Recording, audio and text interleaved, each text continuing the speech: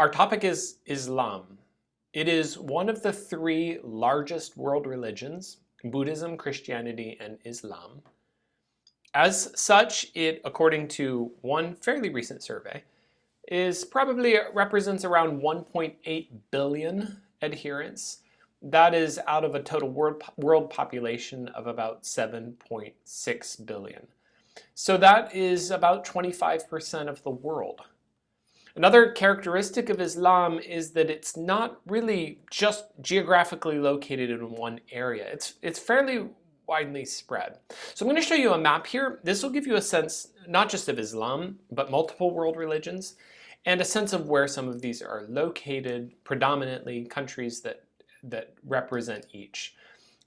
As you look across the map, you'll see red here representing broadly defined Christianity. And that's going to include Catholicism and Protestantism. So in each one of these cases, it's impossible to really say a country is a certain religion, as much as you're just trying to say what is kind of a majority or something like that. And you're recognizing that at least in name, or what people would subscribe to, you see across Latin America, strongly Catholicism, South America, and coming up through Mexico. And then United States and Canada, a mix between Catholicism, particularly in the Quebec area of Canada, but also a lot of Protestantism.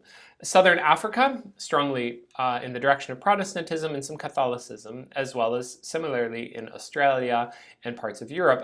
Again, when we say this about Europe and we mark that most of it is red in some way, Catholic and or Protestant, that hides something. Most of these areas are not going to identify as strongly religious, but if you ask them what is their religion, more than anything else, perhaps they'll say this. The other color of red that you have here represents orthodoxy, not orthodoxy in the sense of being faithful to Christianity, but it's Russian Orthodoxy, Greek Orthodoxy. It's an old church that split from the Catholic Church. And that's what you have represented there. Okay, if I'm looking back at some of the other colors, you'll notice Hinduism is yellow.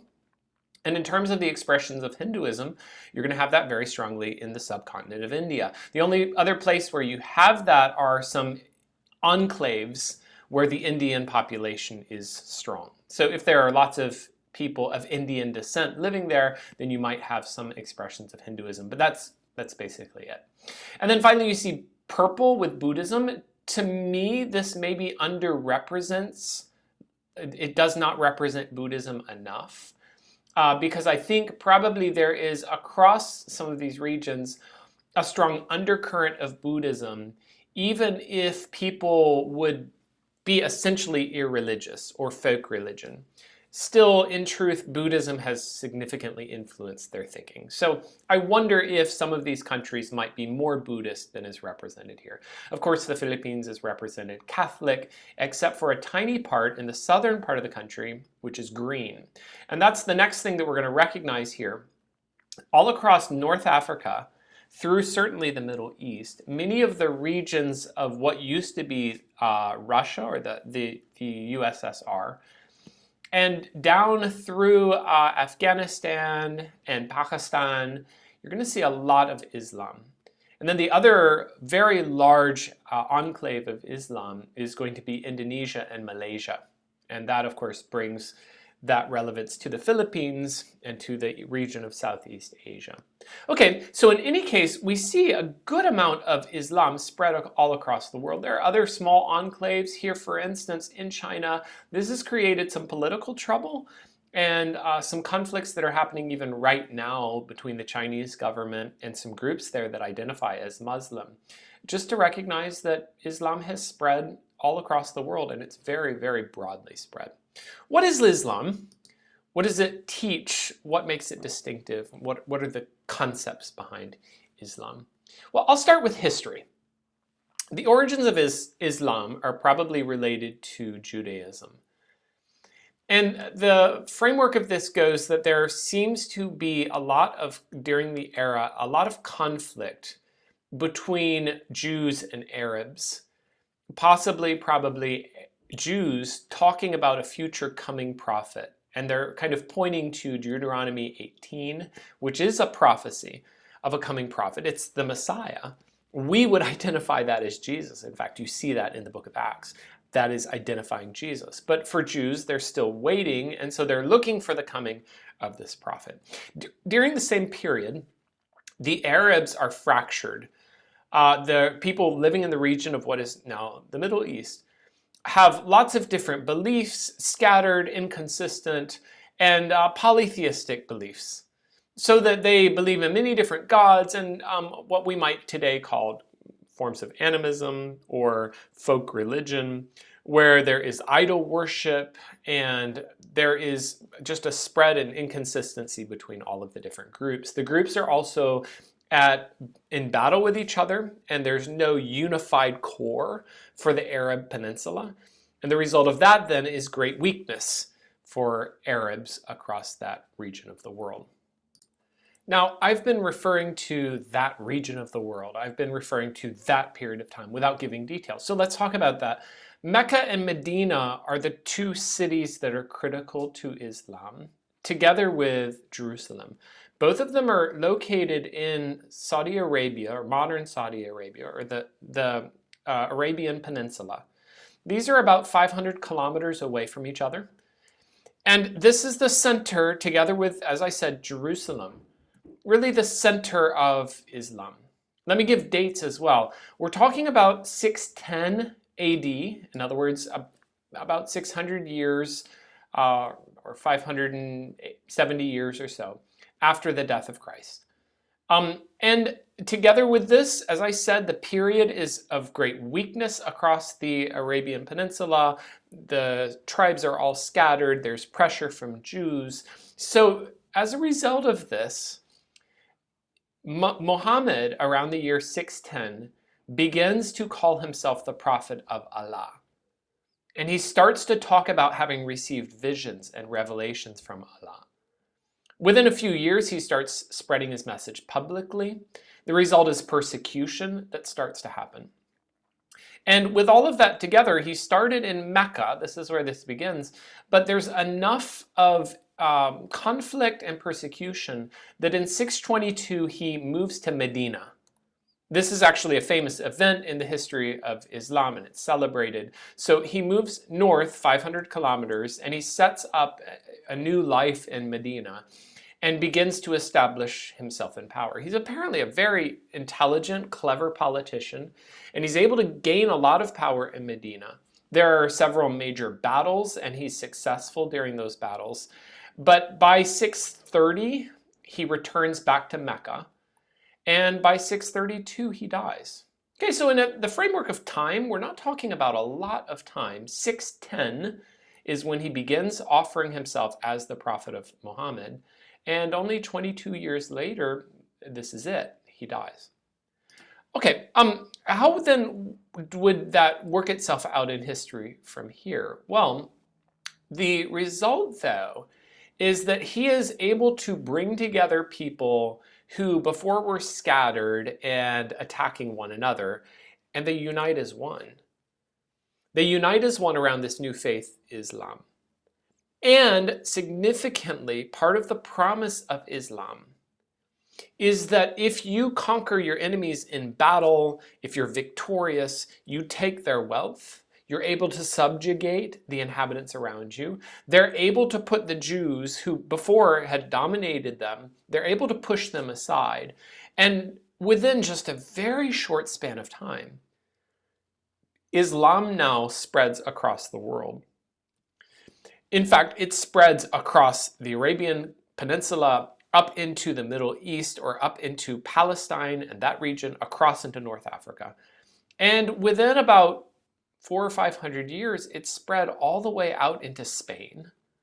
You're going to read, or you're going to find the history of Spain significantly influenced by Islam. It came across North Africa, moved upwards across Gibraltar, and started to move across Europe. So that when we talk about the Crusades from about the 10th century up into the 1200s, then you find that Europe is scared, frightened, horrified, terrified of the spread of Islam. Islam also moves east across into what we now know as the Middle East and into Pakistan, Afghanistan, and even by sea traveling across into Indonesia. So this kind of spread is amazing in terms of the history of religions. I think that is probably driven by some of the promise of Islam, that when you conquer by the sword, then you can take control and you can also take the assets and the wealth of different countries. And the sheer aggressiveness of Islam is part of what drives its spread. Let me give you then a few details about, as kind of an overview of Islam, or what this looks like. First, general overview, it is sometimes referred to as one of the Abrahamic religions, together with Christianity and Judaism. By Abrahamic because it would go back to, ultimately, some of the promises to Abraham. Islam is going to agree, in some ways, with some points of Christian history, and so it's going to view Abraham as one of its great heroes. It's going to talk about Abraham as blessed of God, as a person who is faithful. It's going to view Abraham as faithful to Allah, as Abraham as the earliest Muslim, or a faithful Muslim. I shouldn't say the earliest, but one of the early faithful Muslims. Islam is also a very deeply male-dominated religion. I'm not saying that there are not women within Islam, but if you watch the way that Islam works itself out into culture, the place of women in Islam, it's a very difficult place to be. Islam is very deeply concerned with power and control. You're going to see an aggressiveness to Islam. And you also are going to find that women are in a place of subjugation in many countries that are thickly committed, richly or fully committed to Islam. Women are in a very difficult place. Islam is also a deeply enculturated religion. And what I mean by that is, whereas Christianity in its application in different countries, in different regions of the world, can take many different forms. And so there's not a Christian dress. There's not a Christian way to cut your beard. There's not a Christian way that you ought to perform certain prayers, as in what kind of posture do you take. There's not a Christian way to set up a society per se. I mean, there are wrong ways and right ways, but there are multiple different ways to do it. In the case of Islam, it's defined. Islam will require you to dress a certain way at certain times, and even to wear your beard a certain way. There are expressions within Islam that are definitely linked to, particularly, the culture of the Arabs, the culture of the Middle East. A couple of other things you should know. There's a strong divide between Sunnis and Shias. And these are two different sects that broke apart early on, very early in the history of Islam.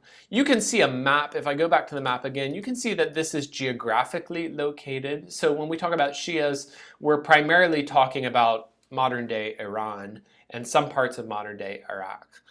Most of Islam, about 90% of Islam, is Sunni, and only a small part is Shia. The differences between those, we could talk about that further, but Shia religion, or the Shia branch of Islam, is going to be more concerned with, or more willing to have involvement in the world, a political power, concerns with mercantilism or with trade and commerce. Sunni Islam is going to be very narrow in terms of its applications and how it engages with life.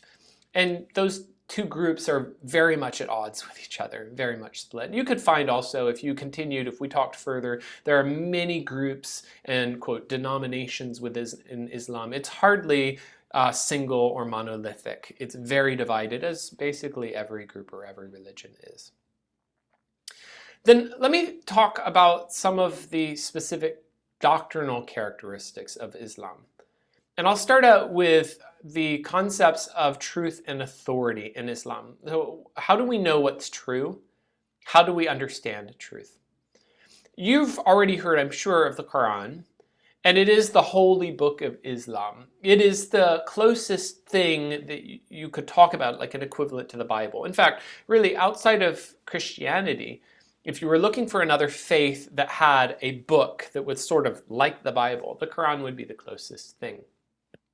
Muslims will talk about it in absolute marvel and wonder. They will view it as a miracle. They will view the Quran itself as one of the great apologetic proofs for Islam. When I have read significant portions of the Quran, it's very difficult reading. You can read it yourself. It's very difficult reading because what you have is a lot of utterances that are recorded from Muhammad. Muhammad said this, and so forth, but without context. You don't really have the history behind it, and that's a very major difference between Islam and Christianity. You will, as you try to understand the historical context, you won't see a flow of thought the way the Bible is set up, or a flow of history across. It's just all of these statements of Muhammad put together.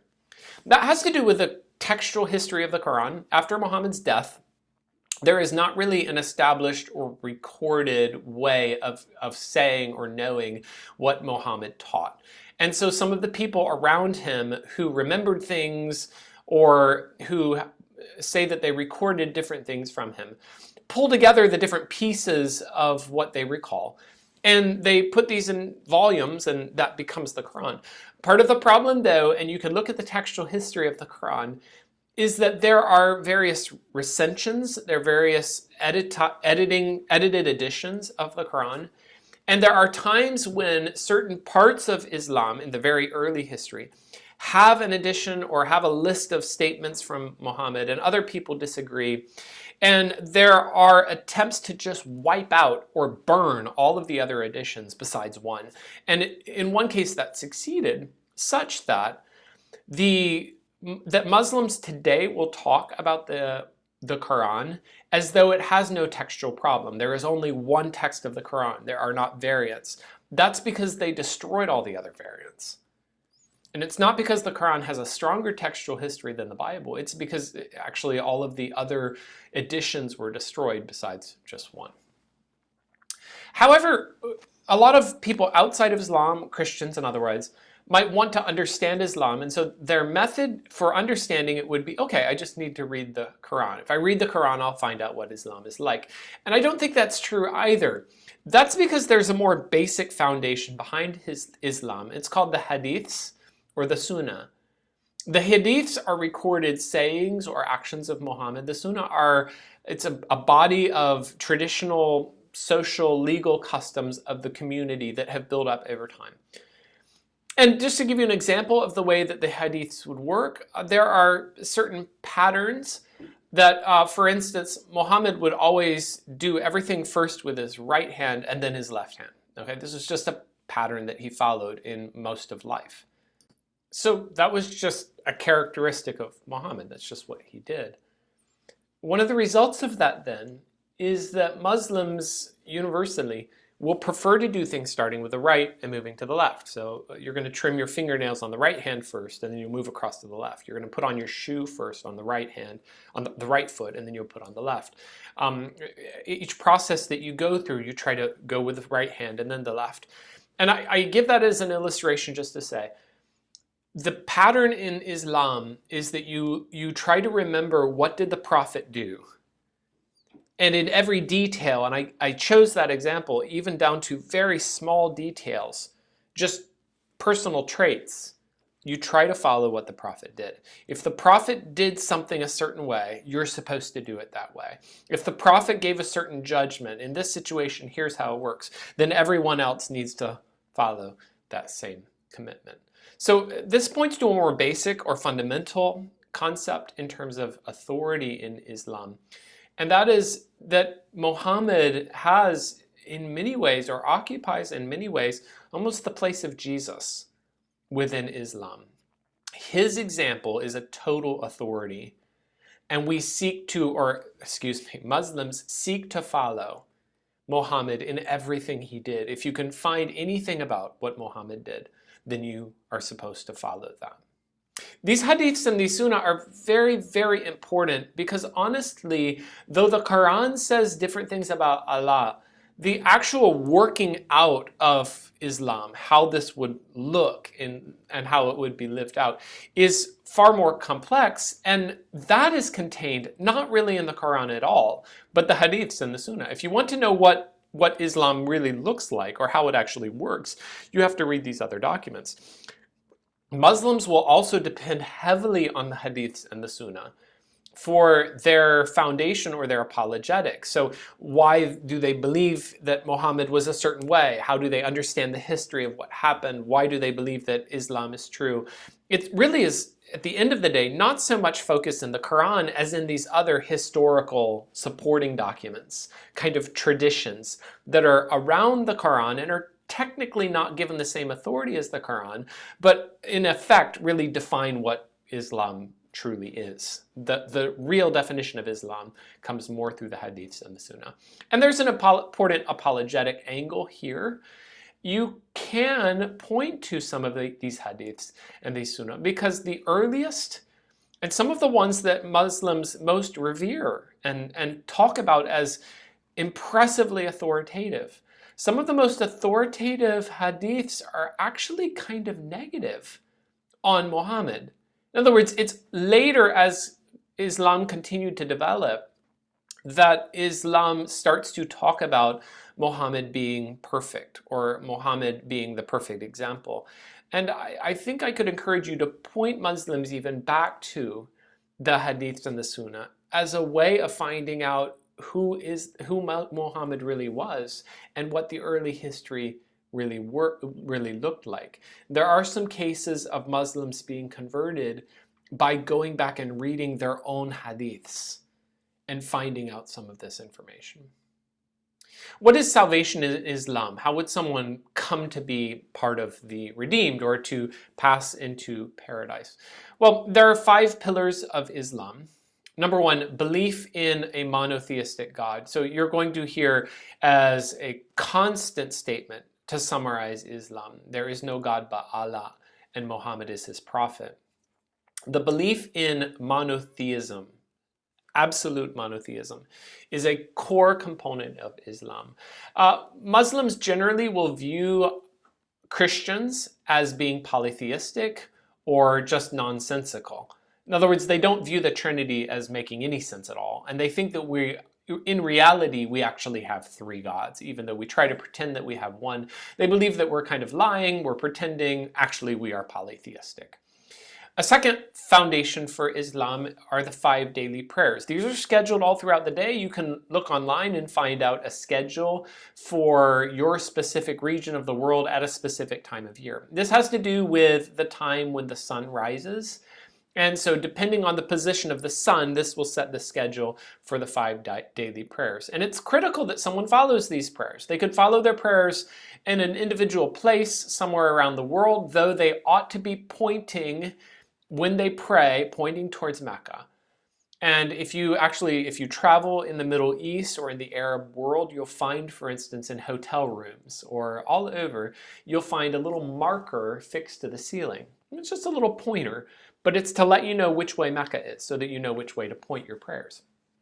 So critical that you point that way. There are even specific details of how you pray. There are words that are already defined for you, and there's a series of bows. You bow down a certain way, you stand up, you bow down, you stand up, and you go through these motions just right. There are even details like what direction your toes are supposed to be pointing, how you hold your hands. There's a certain way to hold your hand as you do these prayers.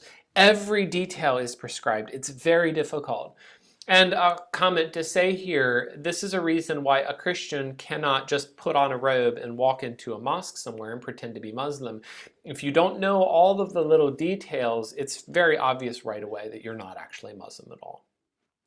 A third pillar of Islam is charity. The idea is of giving help to the poor or those who are in need. Fasting is another part. Every year at the month of Ramadan, there is a period, a month, when you're not eating. And the way this works, the extreme of fasting is neither to eat nor to drink. but it's only from the rising of the sun to the setting of the sun. So during the day, all through the day, you're not supposed to eat or drink. When the sun goes down, then people feast. And the way that this will work is usually as soon as the sun is down, there's immediately a very large meal, lots of eating. And right before the sun comes up in the morning, there's another large meal so that you can get through the day. And then you would mostly sleep through the day. So it's a major undertaking. It's costly, it's difficult. But this is the way that most people will go through this. And this is all throughout your life. A month of every year, you're going to work this way. Finally is the Hajj. And the Hajj is a pilgrimage traveling to Mecca. You're going to go there. There's actually a number of different journeys that you make, both Mecca and in the area of Medina. You're going to go to the tomb of Muhammad. You're going to, in Mecca, travel around and offer a certain series of prayers, and there are other religious rites that you would follow. I showed you actually one image from this. One of the things that you do during the Hajj, this is the Hajj, there's a prescribed time for it every year when everyone must go. And you make a certain number of circumlocutions or going around as you say certain prayers and as you confess these things. You walk around this black square that stands in the center. This is the Grand Mosque. The name of the black square is the Kaaba. It is claimed that Abraham had a part in building this. And so it's claimed that this is very, very ancient, that it was full of idols during the time of Muhammad. He came and cast all of them out. And this is a very sacred part of Islam. This journey, if you are going to have credit with God, if God's going to accept you, then it's very important that you make this journey, if at all possible. And people will undergo huge costs to get there. Just the number of pilgrims that go there every year, it means that Saudi Arabia sets a certain limitation on how many people are allowed to come. And so depending on your country, you may or may not get the ticket to be able to go. And there's a lot of pressure and a lot of attempts for people to get here. It's a very costly and difficult journey, but people will make it if at all possible. I want to move on to talk about the Quran and Scripture. And this is interesting. The Quran will often refer to the Bible. So the Quran is not opposed to the Bible. In fact, it claims to accurately represent the Bible, and it will quote the Bible in many places. One detail of this, for instance, you can look at this in Surah 5, 44 to 48, and many other places. There are places where the Quran claims to quote the Bible, but actually the quotation is completely inaccurate. The Quran claims repeatedly to respect Scripture and to speak of Scripture as truly God's revelation. Here's the complexity, though. During Muhammad's time, the Jewish Torah, the Old Testament, had never been translated into Arabic at all. So how could Muhammad know anything about the Bible? What he would do is he would claim that there were certain ideas in the Bible. The Bible says this. The Bible prophesies about me. The Bible teaches this. But in many cases, he didn't really know what the Bible taught at all. He couldn't because there wasn't an Arabic translation. All that he could know was what the Jews or the Christians said. So Jews and Christians would come to him and he would make a claim and they would say, no, you're lying. It's not here. Or the quotation is different. And they would turn to their Torah. And he came to the conclusion that the Jews and the Christians were lying to him or twisting the Scriptures. He said that they're not being honest about what is actually there. The Quran even supports the Gospels. And the same thing, as far as we know, there were not any full translations of the New Testament into Arabic. And even more unlikely that Muhammad had a copy of this. So anytime that someone said, oh, no, that's not actually in the Bible, he would just say that they twisted it. You get a little further into history, and the Bible is translated into Arabic. And eventually Muslims are able to go to the Bible and look. And they start to find that, well, actually, yes, in fact, that the Quran or the claims of Muhammad about the Bible are not standing true. You're not seeing it in the Bible at all. And so the method that they've used subsequently is to say that the Bible and its textual history and translations and everything are all corrupted. In other words, the Christians and the Jews, being deceitful, went in and twisted the different texts in order to make Muhammad or to make Islam look bad. But that if you could get back and get to the original word of God, as God originally gave it, the Bible would agree with Islam. The Bible would point to Islam. The problem is just that the Bible has been twisted and corrupted. The problem, or one of many problems with that, is that we have manuscripts. We have biblical, physical manuscripts that go back before the time of Muhammad. The manuscript tradition we have of the Bible precedes Muhammad. And when Muhammad says things like, the things written in the Torah and the Gospels are true, this is the manuscript tradition that existed at his time. In other words, there is no historical evidence at all of the idea that the manuscript tradition changed massively around or after the time of Muhammad, that people went through and changed everything and now we have a different Bible today. The manuscripts that are older than Muhammad agree with the Bible that we have today.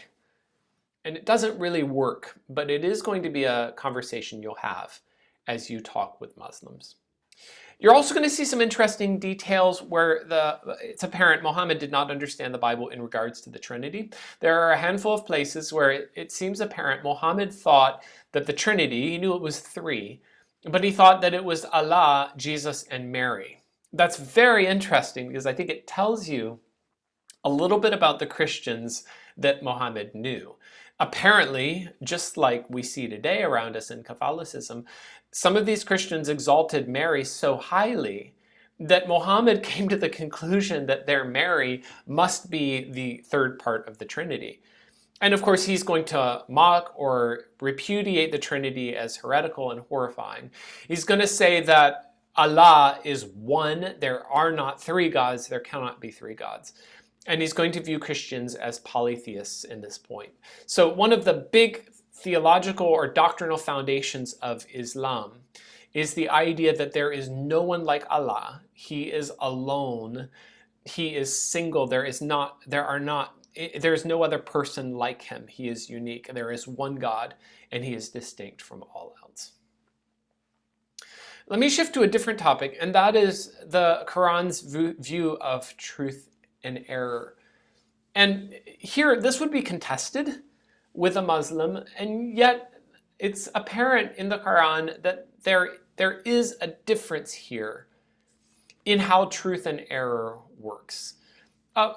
Muslims will maintain that the Quran is eternally settled in heaven. They will maintain that actually the Quran was already written out in heaven before Muhammad. It was only given to Muhammad. At the same time, Allah can command one thing on one day, and he can command another thing on a different day. There's one surah in Surah 3:54. He boasts of being the supreme deceiver. And he says, no one deceives like I do. Meaning that he can sometimes say that it works this way and then later change his mind and go a different direction.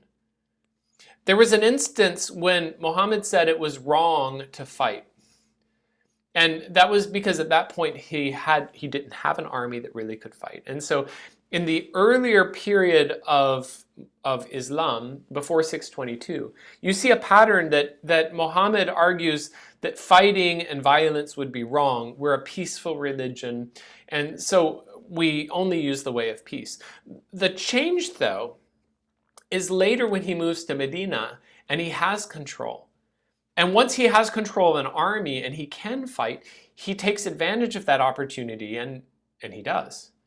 So some of the discussion you will find within Islam is a kind of a conflict between people who will say, no, Islam is a peaceful religion. Others where you get the impression it's not, and the history of Islam is more that it's not. You're going to see a lot of violence. That, in fact, represents the early history of Islam. The first half of Muhammad's life, when he is in a position of weakness, then more of the teachings, more of the surahs, more of what's going on in the Quran is of this peaceful form, because it kind of has to be. And it's later in his life, when he is in control and has the army, that now suddenly Islam takes a more violent turn. So depending on how you want to frame Islam, you can find surahs or sections that will describe Islam in these peaceful terms. You can point to those. See, Islam is a peaceful religion. But other sections, if you are now in a position of control, you can point to those and you can authorize all kinds of violence in the name of Islam. And it depends really on what you want to talk about. Or, practically speaking, in the history of Islam, it depends on whether the group is in charge. And typically, once the group is in charge, then the emphasis will shift in the more violent direction. If the group is a minority living among other people that are in control, the emphasis shifts in more of the peaceful direction. A few other details that I'm glad for you to know. Islam teaches that Jesus did not really die. The most popular reading of one surah, it's Surah 4, 157 to 158, is that it only appeared that Jesus died. And that's because Jesus is viewed actually as one of the prophets of Islam. Islam does not view Jesus negatively, it views him positively. Muhammad is the climactic prophet. Muhammad is the supreme prophet. But Islam will incorporate Jesus as one of the good prophets. However, Islam cannot handle the idea that Jesus was murdered like this. And so it argues that when the Jews wanted to kill Jesus, Allah took Jesus up to heaven and then made someone else look as if he was Jesus. Some people have even said that Judas was the one that was killed instead. And Allah deceived the people to make them think that they were killing Jesus. They were actually killing Judas.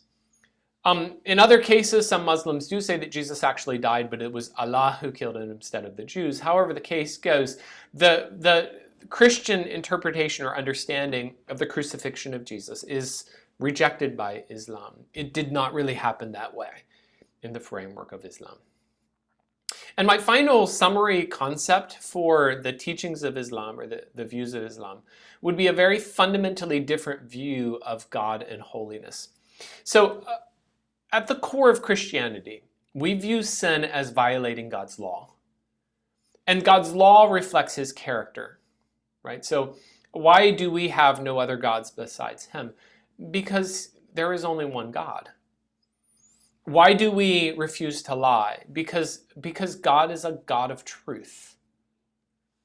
Okay, Islam works differently, where Islam will view sin, instead of viewing it as guilt, wickedness, corruption, it's more in the category of a mistake. Islam will take sin, and sin is not as bad as it is in Christianity. Sin is kind of a mistake, a little error that you made, a little problem that needs to be resolved.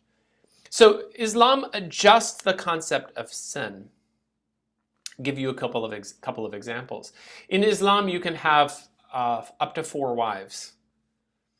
Well, in eternity, in paradise, they have their earthly wives, they have anyone that they have captured during their earthly life. They have 7 eternal virgins. They're able to drink wine. One Muslim just described in heaven, he said, I'm going to sleep with prostitutes and I'm going to beat up angels. And the notion of it goes, you're not really pursuing purity, holiness, righteousness. You're kind of just trying to make sure that you're in okay standing with Allah, but not really to deal with the problem of sin. Sin is not as bad in Islam as it is in Christianity. Similarly, salvation is something attainable. The problem of salvation is not so much that I have a monster within me that needs to be changed, that I am internally and deeply broken and I need some kind of restoration. More so in Islam, the idea goes, I need a little bit of education. You know, if I could be taught to follow through some of the things, the Hajj and, the prayers and the fasting and some of the basics, okay, there is no God but Allah and Muhammad is his prophet. These are eminently doable. Anyone can do these things. It's possible to check these boxes and to do so in your own human strength. So that Islam has taken sin, it's not as bad. It's taken righteousness, it's not as hard. And it's brought these two things together so that it's very doable, really. Finally, the conception of what it looks like to be saved or to have relationship with God is fundamentally different. At the core, Allah might change his view. Muhammad says even that he doesn't know, perhaps when he reaches paradise, Allah will change his mind. Maybe Muhammad himself will not inherit paradise. And for a Muslim, there is this a little bit of a sense of desperation. You can't be sure. It could be at the end that Allah just says, oh, well, never mind, it was a joke, and sends you to hell. You have no way really of knowing. So what you're constantly trying to do in salvation is to accumulate enough good works. There's no end of good works you can do. So you're constantly trying to do more and more and more and more. Hopefully in the hope of being good enough that Allah will accept you. You're trying to accomplish salvation by doing more good than evil in order to be righteous enough.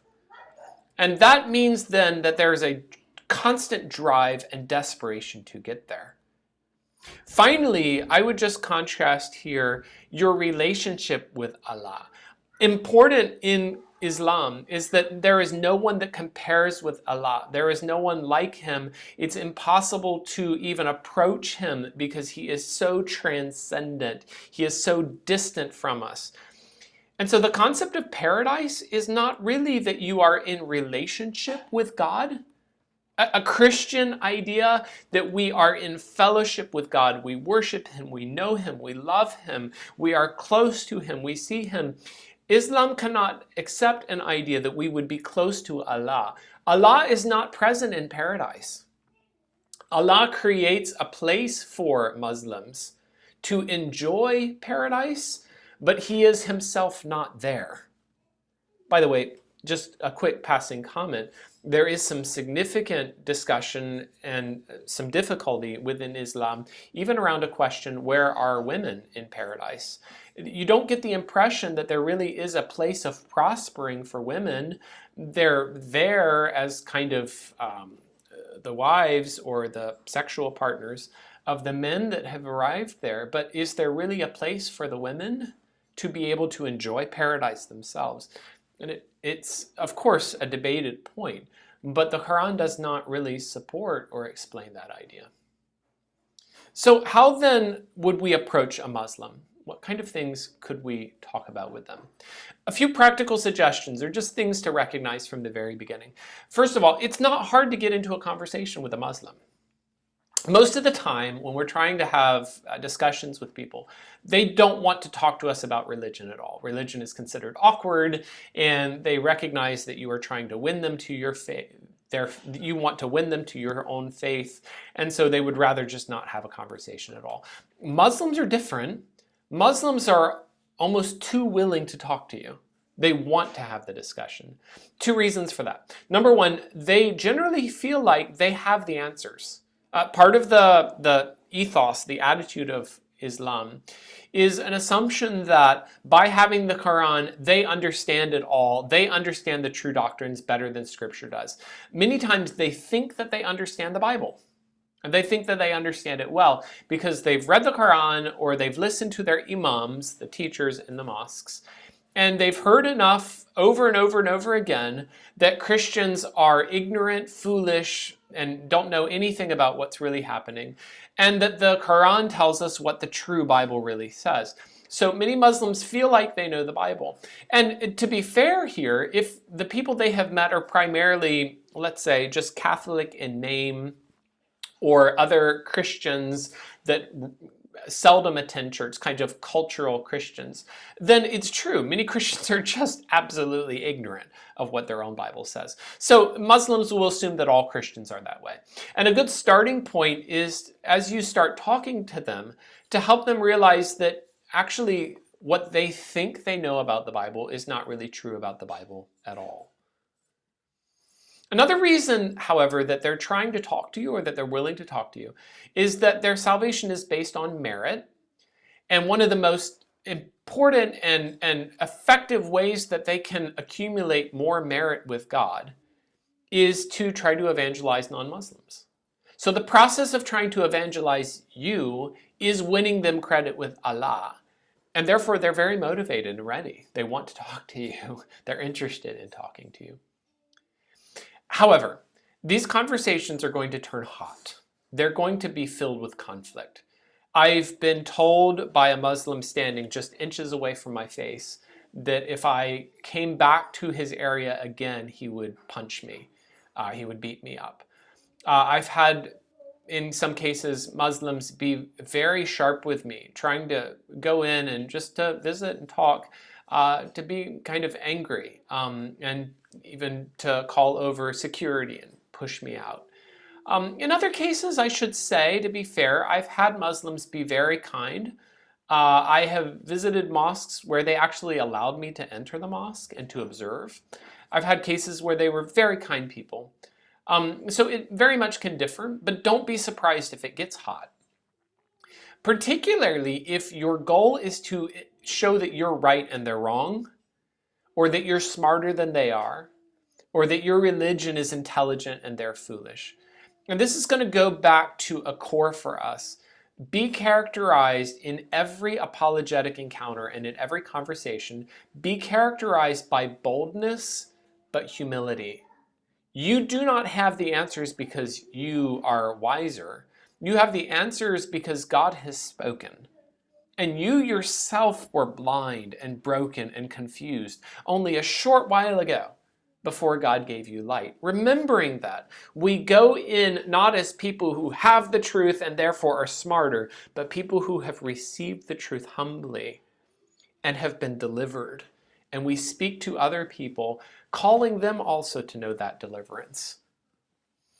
There will be a helpful tool here if you have actually taken the time to study the Quran, if you understand what you're saying. It's good to know enough about Islam and about the Quran that you actually can speak with some intelligence. They will be impressed that a Christian has actually read the Quran and understands it a little bit, just because so few Christians ever take the time to do that. But related to what I've talked with you about in other areas, I'm going to encourage you as your core concept with Islam. Your core concept in apologetics with Islam is to go to the central issue of Christianity, and that is the cross, the gospel. Okay, so to explain that idea just a little bit. No Muslim knows what it feels like to have a truly clean conscience, what it's like to truly love righteousness, to truly want and to have and experience forgiveness. And there are broad patterns here, of course. Certainly there are Muslims who, let's say kind of the psychology of a Martin Luther, they're desperate to find that sense of forgiveness, and so they're seeking it. Many more, and I would say possibly, arguably, the majority, are going to feel like they're good enough. And that's a very human thing too. And in fact, Saudi Arabia, which is one of the strictest regimes in the world for expressing Sharia law, which is Muslim law, there's no alcohol, pornography is, at least in word, it's illegal. And for some of these things, for instance, for proven immorality, you can be beheaded. It's serious stuff. But people will leave Saudi Arabia. They'll travel outside the country. They'll go over to Dubai and they'll travel across and live a life of a party and do all the things that they want to do the rest of the time. Whatever immorality they want to experience or drink whatever alcohol they want, they'll go over to other more liberal countries, do the things and come back and not be bothered at all. And this is an expression, I think, of a heart that doesn't really seek righteousness, but just wants to kind of check a box for the sake of, okay, and there I am good enough. Allah will accept me. So I think the question or the way to go with this is to probe that a little bit. Ask someone how they will ever know when they have lived righteously enough for Allah. Allah is holy. I mean, this is the teaching. Allah is holy and just and perfectly righteous. So there's an internal problem within Islam, and the problem goes, how can Allah just forgive sins if he's holy and if he's righteous? For him to forgive sins is inconsistent with his nature. We know ourselves, we know our sin, and thinking a little bit not just of the external sin, but I think you could take that beyond and talk about internal sin, which is more of a Christian concept. But to push that idea forward, it's not just did I commit immorality, but do I want to commit immorality?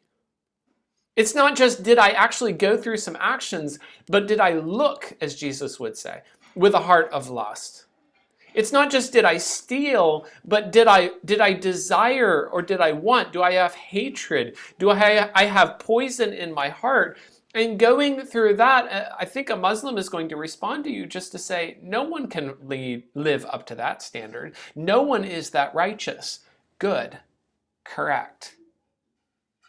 Because the next step is to point out that we need a substitute. We need someone who pays for our guilt. We are guilty. How can God be righteous and forgive the guilty? That core question leads you to the gospel. And then finally, I would highlight how critical these kinds of issues are. So talk about eternity. I mean, just to say from the standpoint of hopefully when I reach the end, Allah will recognize that I did enough. Hopefully it was enough. And so I'm hoping that he'll accept that. And I'm hoping that I will not fall under kind of the random side of Allah, where he might just by sheer fiat of his total power say, well, this time I condemn you. That what we're talking about is eternity in hell, forever in hell. Horrifying. And the rest of this goes, is that not so terrifying? My eternal destiny rests on this. Don't I need something more strong to rest upon? Don't I need a greater foundation, not just hoping, but certainty? And to point now to the cross, to point to statements like 1 John, that you may know that you have eternal life, and to be willing to point out the center, the gospel, and how our salvation can be possible. And finally, I'll end with the encouragement I've given you with every worldview, and that is your best way to reach Muslims is to be loving, to truly love them as people. There's a very excellent book that gives kind of a description of one person's experience. It's called Seeking Allah, Finding Jesus. And it's an account of a young man who grew up Muslim. He was very sure that his own life was okay. He was sure that Islam was the only way and that Christians were foolish. The man's name is Nabil Qureshi. He's actually passed away now. But the account he gives here and how he came to be a Christian and eventually an apologist is through a relationship, a friendship with a young man in his college, a Christian. This Christian spent time with him over years. The Christian did not immediately pressure him as much as just talk and ask questions and learn. And the Christian expressed genuine interest in Islam, asking questions. Well, why do you believe this? Or what about that? Or how does that work? But the Christian also would ask questions back. Well, but I don't understand. This right here doesn't seem to fit with that. And it was the accumulation of those conversations over years that came together to change Nabil's view. And Nabil lived out the remainder of his life arguing for Christianity as an apologist representing Christianity. It is possible to win Muslims over to an understanding of Christianity. It's difficult, it's complex, it will involve relationship, and ultimately it will involve pointing people to the cross. Finally, I will just encourage you as I study Islam and as I study other faiths along with it, it very much increases my love for my faith. It helps me appreciate the clarity and the beauty of the Bible. To read the Quran makes me love my Bible more. To learn about Muhammad and his life and the history makes me even more in awe of the beauty of my Savior. to understand the cross and to see that against the kind of broken moral accumulated efforts and merits of Islam, to understand the genius of the cross makes me love it more and to appreciate the richness of the salvation that God has given us. And I think even that becomes part of our appeal to Muslims. Here is the true faith, the beauty of that faith, the richness of the Christian message. And we offer that, we set that before those who are lost with the desire that they can join and understand the richness of the truth as God has revealed it to us.